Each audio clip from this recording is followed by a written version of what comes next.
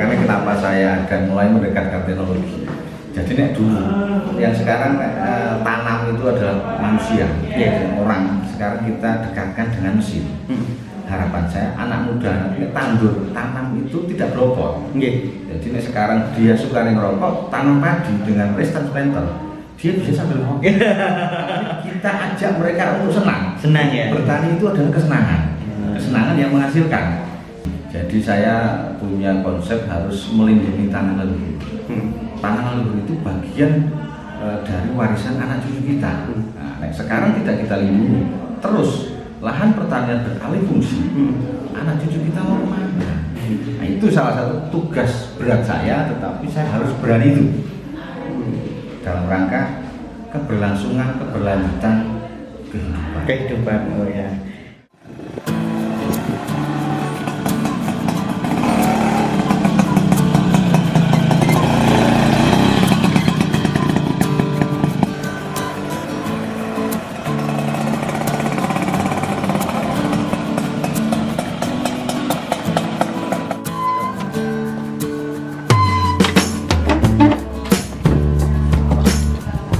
Oke teman-teman, hari ini saya berada di Desa Kalimiru, tepatnya di perbatasan antara kota dan desa di Kabupaten Purworejo.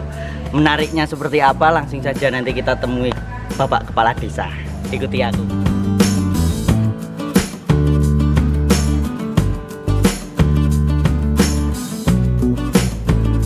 Merdeka, merdeka, tanahku negeriku yang kucinta, Indonesia Raya, merdeka, merdeka.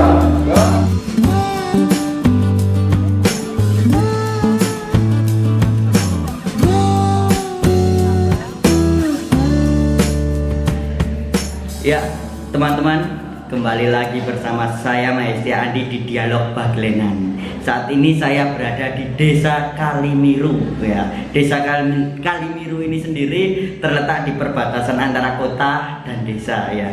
Ini sangat unik. Langsung saja saya sekarang bersama dengan Bapak Kepala Desa yang masih muda ini. Ya, Bapak siapa, Pak?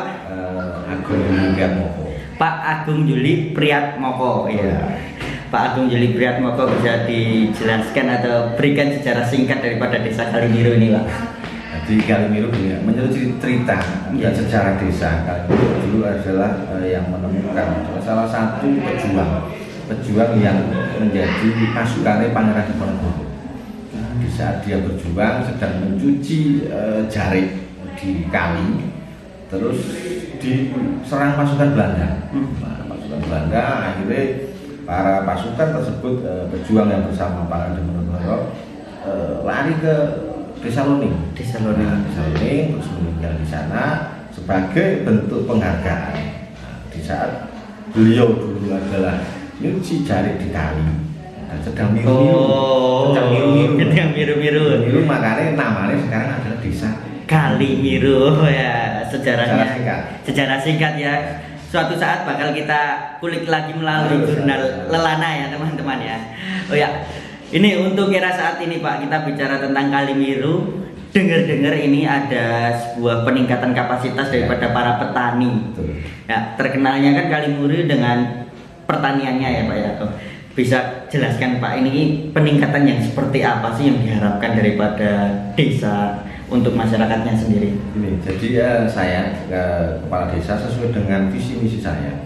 Satu adalah petani itu harus bisa mengikuti perkembangan teknologi. Nah, maka ini peningkatan kapasitas pada pagi hari ini adalah kaitannya dengan mengenalkan teknologi kepada petani, khususnya adalah untuk alat penanam padi, yaitu rice transplanter. Itu di petani, jangan petani yang dulu, kita harus mulai berpikir maju. Itu kita bicara tentang berpikir maju ya Pak ya. Pastinya kalau dihadapkan dengan era saat ini, para petani itu mungkin di bawah usia 30 sudah tidak ada. Nah, ya kan? Pasti petani itu di atas usia 30. Nah, atas usia 45. Malah usia 45 ya. Karena mungkin dianggap bertani itu tidak keren. Iya kan Pak? Glopotan. Glopotan. Padahal itu adalah sumber kekuatan ketahanan pangan Betul. negara ini loh. Ya. Ini gimana Pak untuk mengimpartasikan dunia pertanian ini kepada anak muda? Jadi gini, makanya kenapa saya akan mulai mendekatkan teknologi. Jadi nek dulu, yang sekarang tanam itu adalah manusia, orang. Sekarang kita dekatkan dengan mesin. Harapan saya anak muda nanti tandur tanam itu tidak beropot. Jadi nek sekarang dia suka ngerokok, tanam padi dengan restan planter, dia bisa sambil ngopi. Kita ajak mereka untuk senang. Senang ya. Bertani itu adalah kesenangan, kesenangan yang menghasilkan. Keren, oke. Tapi saya punya sedikit cita-cita juga Pak, sama halnya dengan Desa Kalimiru ini, bicara tentang petani muda ya, petani muda ya, tadi bisa dengan gaya dan style mereka masing-masing ya, masing-masing tapi tetap keren ya.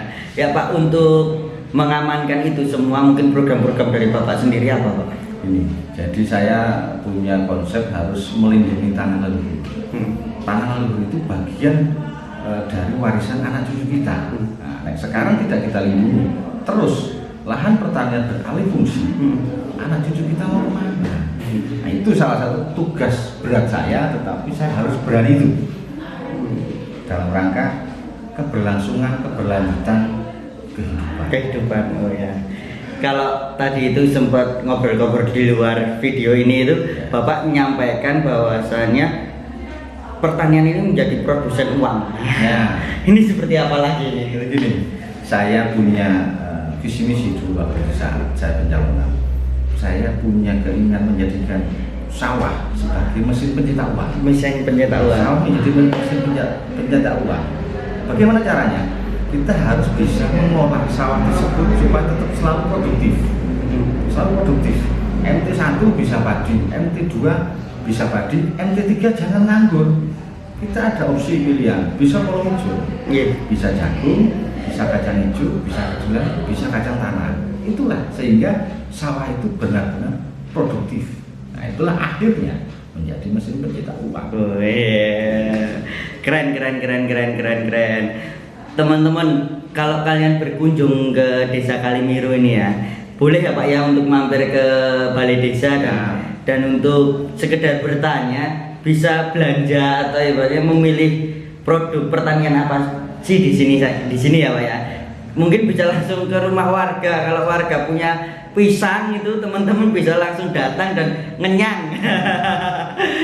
Bisa ya Pak ya? Bisa. Jadi gini ya, selama ini karena saya juga punya konsep selain pertanian sawah juga, konsep kita adalah irigasi dan drainase terintegrasi. Iya. Nah, itu seperti apa itu? Jadi gini, irigasi dan drainase terintegrasi. Selain irigasi itu adalah untuk sawah, drainase adalah untuk lahan pekarangan. Pekarangan. Nek di musim kemarau biasanya tidak ada air masuk, itu tanaman mati. Iya. Tetapi dengan adanya rencana pemerintah yang sudah mulai berjalan pembangunan betul-benar, harapan saya nanti irigasi drainase saya tak koneksikan dengan saluran sekunder desa.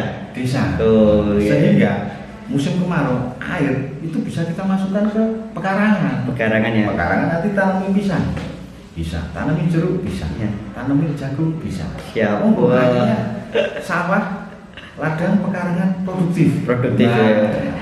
Pak, kalau kita lihat sendiri ya di Kabupaten Purworejo, ketika kemarau itu memang benar-benar kekeringan.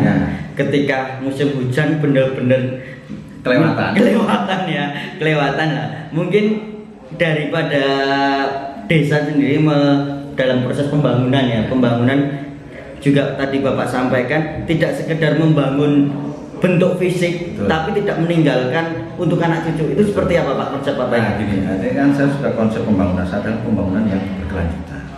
Kelanjutan itu artinya adalah pembangunan kita bisa dirasakan atau bisa dinikmati dan juga bisa menguntungkan untuk anak cucu. Jangan hanya bangun tetapi nanti nyusahkan anak cucu. Itu namanya pembangunan tidak berkelanjutan.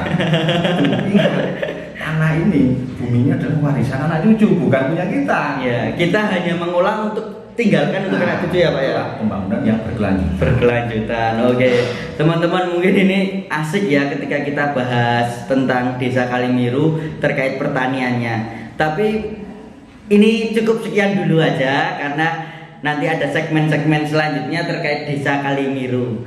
Bisa kita beri kesimpulan Pak, mungkin Bapak menyampaikan pesan-pesan kepada anak muda atau masyarakat secara luas. Jadi gini, saya berharap kita semua sebagai manusia tentunya adalah orang Jawa, urip itu adalah sakdermo nglampahi atau urip itu adalah hanya mampir ngombe.